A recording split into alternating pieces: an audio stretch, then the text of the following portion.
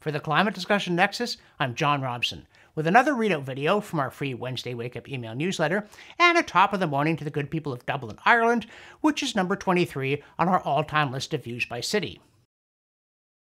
And then, a bottom of the shoe to the usual suspects in the usual high dudgeon about Hurricane Helene. One writer on Unheard called it America's Chernobyl moment, and for bad measure added, quote, bringing once in 1,000 years levels of rainfall, end quote. A piece in The Atlantic explained that flood risk maps can't be trusted, quote, in a rapidly changing climate, end quote. Harper's Bazaar went with, quote, I never thought climate change would drive me from my mountain home, end quote. And David Wallace Wells galloped through the streets of the New York Times, hollering, the climate is coming, while the populace slumbered, prompting him to snarl, quote, you might have thought, not that long ago, that the arrival of extreme weather could wake us up belatedly from climate complacency. But the dull drumbeat of disaster seems almost to be putting us to sleep instead, end quote. Except that what arrived was a hurricane during hurricane season, which is not without precedent. And this season, despite one bad storm and worse government response, and possibly with more of both to follow, has been comparatively quiet, contrary to alarmist predictions.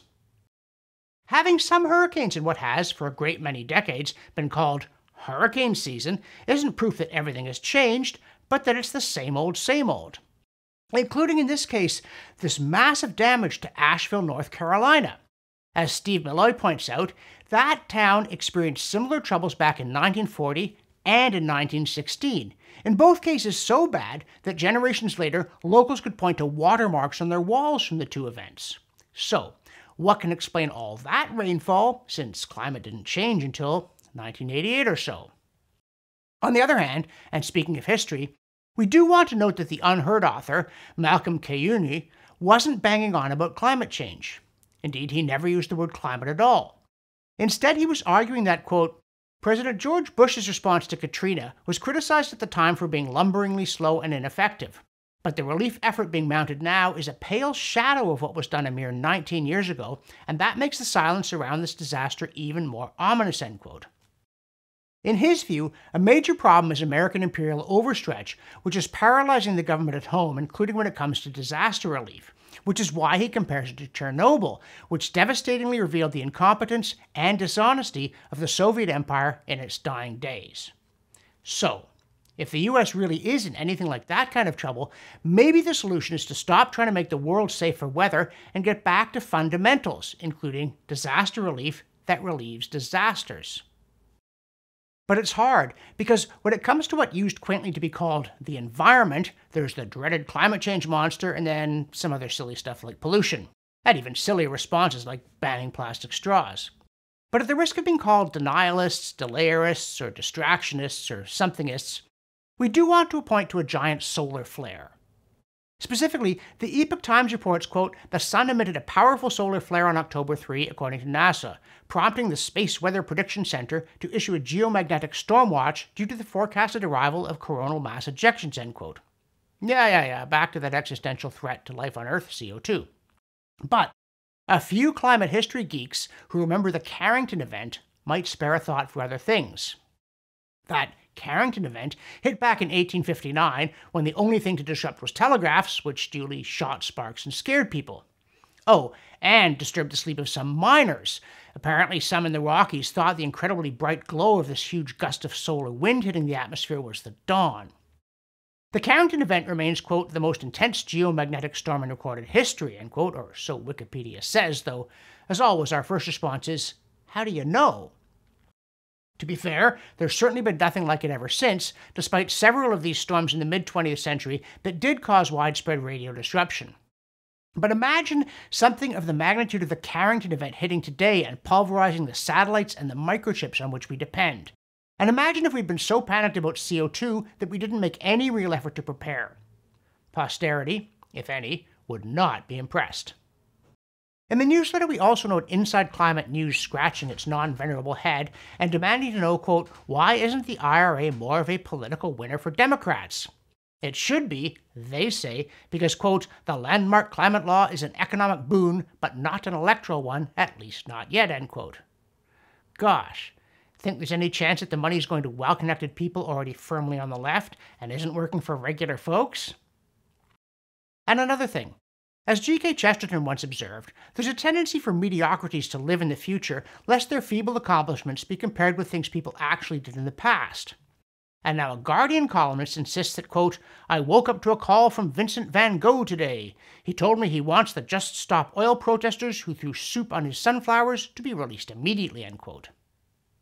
And while we realized that newspapers run horoscopes, we didn't know that opinion writers were encouraged to do seances.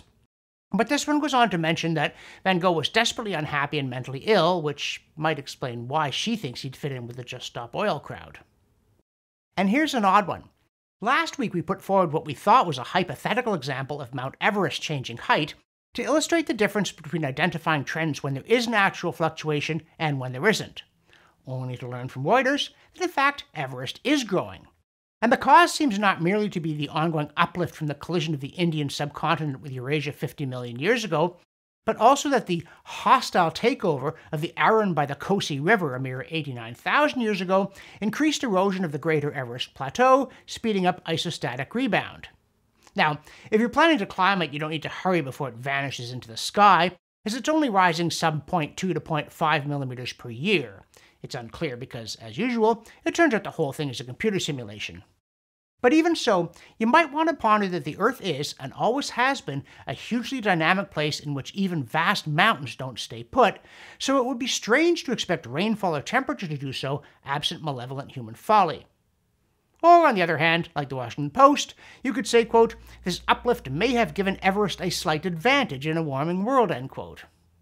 And to return to a theme we've mentioned before, among the dismal economies of the old Soviet East Bloc, the German Democratic Republic stood out for its relatively high productivity to the point that there was a quip that the system has not been invented under which the German people cannot work.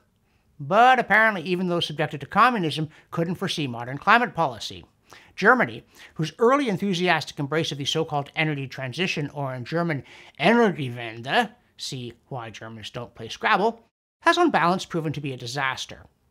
As the New York Sun just put it, quote, Germany emerging as the sick man of Europe, with growth projected at 0.1 of a percentage point this year, end quote, which frankly can't have been easy, and it's not something to emulate. Instead, maybe, just maybe, the former engine of European prosperity needs a dramatic turn in energy policy away from Einhörner and back to stuff that works. Also in the newsletter, we return to the theme of climate journalists seeing things that you or I cannot. In particular, in this case, a vast migration of people fleeing the climate-ravaged sunny south to the frigid inland north of the United States. Abraham Lustgarten of ProPublica frets nobly in the New York Times that, quote, Helene was just the latest in a new generation of storms that are intensifying faster and dumping more rainfall as the climate warms. It is also precisely the kind of event that is expected to drive more Americans to relocate as climate change gets worse and the costs of disaster recovery increase, end quote. Now, the piece does admit that, quote, many Americans are still moving into areas considered high risk, lured by air conditioning and sunny weather, end quote, but then hollers that, quote, the economic and physical vulnerabilities they face are becoming more apparent, end quote. Well, only to your computer. They keep moving, seeking climate havens that don't have the miserable winters of Buffalo. And another thing. Last week we discussed a new reconstruction of atmospheric CO2 and temperature over the last 485 million years that claimed to have found a strong correlation while admitting that there wasn't one in the entire Mesozoic era, which was nearly 200 million years long. And this week we want to look at how the Washington Post, and others, covered the story. The Post declared that, quote, an ambitious effort to understand the Earth's climate over the past 485 million years has revealed a history of wild shifts and far hotter temperatures than scientists previously realized, offering a reminder of how much change the planet has already endured and a warning about the unprecedented rate of warming caused by humans, end quote. So as usual, what they're telling us is that because the settled science was all wrong, we should believe the settled science. But everything in that passage is essentially wrong. Previous long-term reconstructions, like our Stripes mug, which you can purchase in our merch store, have already revealed wild shifts and hotter temperatures. And there's no proof of an unprecedented warming, since proxies that go back tens or hundreds of millions of years tell us nothing about swings on the scale of a century or two, all of which is the exact opposite of what the reporter said. And another glaring falsehood is, quote, in keeping with decades of past research on climate, the chart hews closely to estimates of carbon dioxide in the atmosphere, with temperatures rising in proportion to concentrations of the heat-trapping gas, end quote. In fact, even this tendentious reconstruction admits that, quote, there is no discernible relationship between CO2 and global mean surface temperature, end quote, during the entire Triassic, Jurassic, and Cretaceous periods. Arguably worth reporting, no? Apparently not. But, on a more cheerful note, our cheerful chart number 10 shows Moore's Law, this extraordinary 1965 prediction by engineer and Intel co-founder Gordon Moore that the number of transistors that could be fit on a single computer chip would roughly double every 2 years. Now back then, Moore thought that it would probably only last another decade or so, but it's actually held up for 60 years, which is a major reason why we can now carry what would have been a 1975 supercomputer in our pocket and take it out at any moment to fling misspelled insults at total strangers or search for cats that look like Hitler. No, seriously, it has led to astonishing advances in processor power, data storage, numerical computation, clock speed, machine learning, artificial intelligence, global warming scenarios, internet monitoring, round-the-clock surveillance, state control of misinformation. Okay, a lot went wrong. But at least it does help people like us communicate with people like you and push back against climate doomerism with cheerful charts including, this week, Moore's Law, including a sparkling contrast between expert graphics in 1965 and those that anyone can do today. In the newsletter, we also talk about hurricanes then and now, then in this case meaning from around 850 to 2000 AD. And it turns out that, yes, there were hurricanes back then, and even further back, long before we had climate. And it turns out that the big swings in hurricane numbers weren't driven by greenhouse gases. It was the ultra-complex internal variability of our ultra-complex climate system, something we learned by talking to climatologist Judith Curry and by reading a study from early in 2024 by a team of 11 scientists who concluded that recent hurricane levels are entirely within the range of long-term natural variability. And now for our salad days. From the CO2Science.org archive, we bring you another fall veggie here in Ontario, the hardy if unglamorous Capsicum annuum L or bell pepper, green, red, or yellow, which appears well placed to thrive with extra CO2 in the air. It gets more photosynthesis with an extra 300 parts per million, or 600 parts per million, and twice as much with 900 parts per million. So, whether you fry them, barbecue them, broil them, or chop them up raw, use lots of CO2 in that recipe. For the Climate Discussion Nexus, I'm John Robson, and I know that one bad storm does not make for a predicted ferocious hurricane season.